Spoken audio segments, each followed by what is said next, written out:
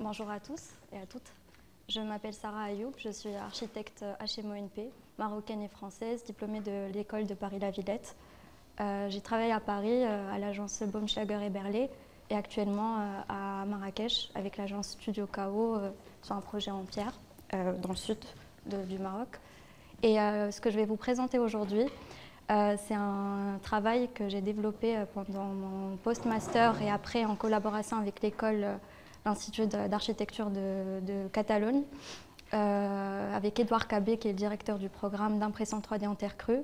Et c'est le sujet des synergies entre l'architecture et les savoirs constructifs vernaculaires et leur interprétation dans l'impression 3D en terre crue. Donc ça se passe à Barcelone, à l'IAC, l'Institut d'architecture. C'est un programme qui a 10 ans d'ancienneté, où on construit principalement en terre, donc on imprime. Pour les raisons qu'on connaît tous et qu'on a vu dans les conférences, c'est que c'est un matériau qui est durable, qui est bas carbone et qui est surtout très abondant. Sauf que ce matériau, à travers le temps, s'est vu progressivement disparaître du paysage urbain à cause de l'industrialisation, donc qui a ramené des matériaux plus énergivores, mais aussi c'est des matériaux qui sont beaucoup plus prévisibles. Pas de rétraction, pas de fissuration, comme la terre qui est forte en compression certes, mais très faible à la traction. Donc il y a énormément de richesses constructives qu'on a vu disparaître à travers le temps. Mais l'industrialisation a aussi ramené certaines techniques comme les presses mécaniques et les compacteurs pour les blocs de pisé préfabriqués qui ont ramené petit à petit ce matériau à plus grande échelle.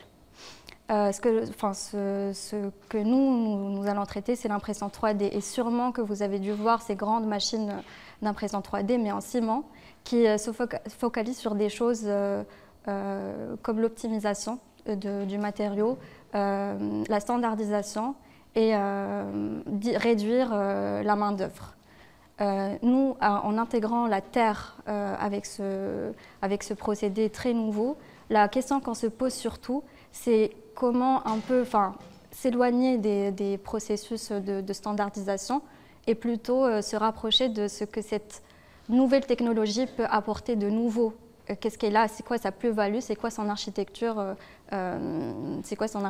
spécifique. Et donc, via plutôt la personnalisation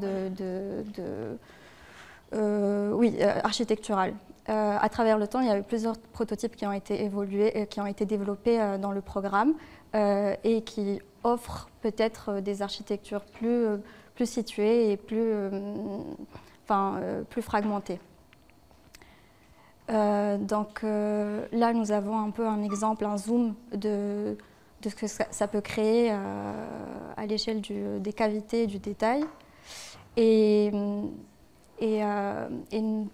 ce qu'on s'est posé comme question avec Édouard Cabé cette année, c'est comment l'architecture vernaculaire peut inspirer ou comment elle peut un peu plus enrichir cette nouvelle méthode. Et avant de se poser cette question, il faut qu'on comprenne ce qu'est l'architecture vernaculaire et comment elle est façonnée. Et donc, selon Amos Rapoport, dans son livre de l'anthropologie de la maison, en vulgarisant, bien sûr, il y a trois facteurs déterminants qui sont le facteur constructif, climatique et social.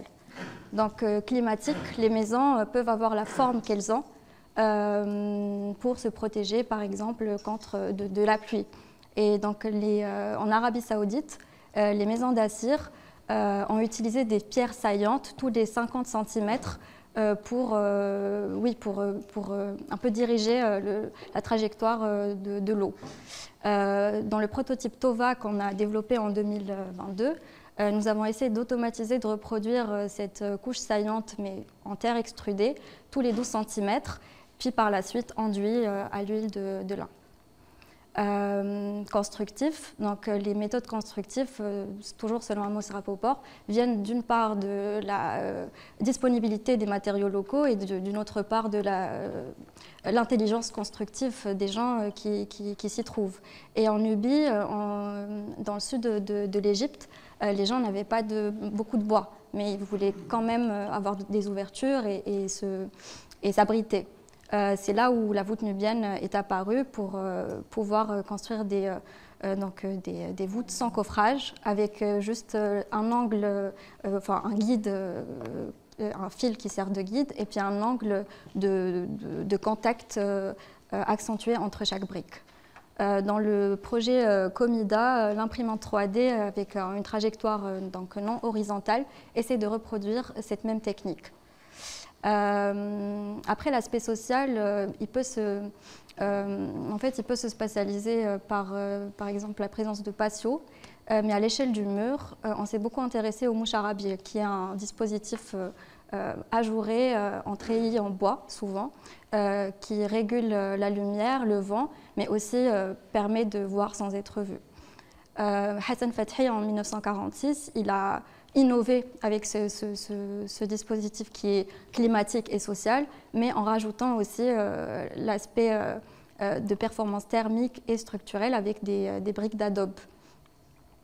Nous, dans le projet de recherche dans le programme d'impression 3D en terre crue, nous avons essayé de réinterpréter ça avec des perforations juste à base de travail géométrique sur le dessin. Donc constructivement, nous avons voulu agrandir un maximum possible les ouvertures en nous inspirant du principe des arcs byzantins, c'est-à-dire des formes rhomboïdales, comme l'impression 3D ne permet pas un angle qui est supérieur à 25 degrés d'impression. Nous avons dévié en utilisant cette forme-ci. Climatiquement, ces géométries nous permettent de laisser pénétrer des vecteurs de lumière, mais aussi les bloquer. Donc cet objet-là, c'est une lampe qui a été exposée à la Biennale de Venise et dans l'animation actuelle démontre qu'on peut laisser la lumière depuis l'intérieur pénétrer l'objet ou bien sûr rester bloqué à l'intérieur. Et puis finalement, socialement, dans le même principe que la géométrie pour le climat, si on place des cônes de vision à des endroits très différents dans l'espace, nous pouvons laisser passer visuellement, nous pouvons adapter la géométrie pour avoir la vue ou plutôt la bloquer. Et donc architecturalement, ça peut donner ça avec un déplacement visuel autour de l'objet. Et puis finalement, j'aimerais bien zoomer sur ce principe-là que nous avons développé à petite échelle, sur la grande échelle. C'est le prototype que nous avons construit cette année, Téchit ou tissu en catalan. Et donc, au-delà de ces performances, il est aussi structurel, car le mur que vous voyez supporte une charpente à travers donc son propre poids, mais aussi des câbles post-tendus qui sont reliés depuis les fondations en gabion à la charpente. Ce projet-là, il est situé à Val d'Aura, donc c'est l'école d'expérimentation, c'est en fait le laboratoire d'expérimentation de l'école qui est dans la forêt, dans la zone métropolitaine de Barcelone. Et donc c'est ici que nous passons par toute la chaîne de production.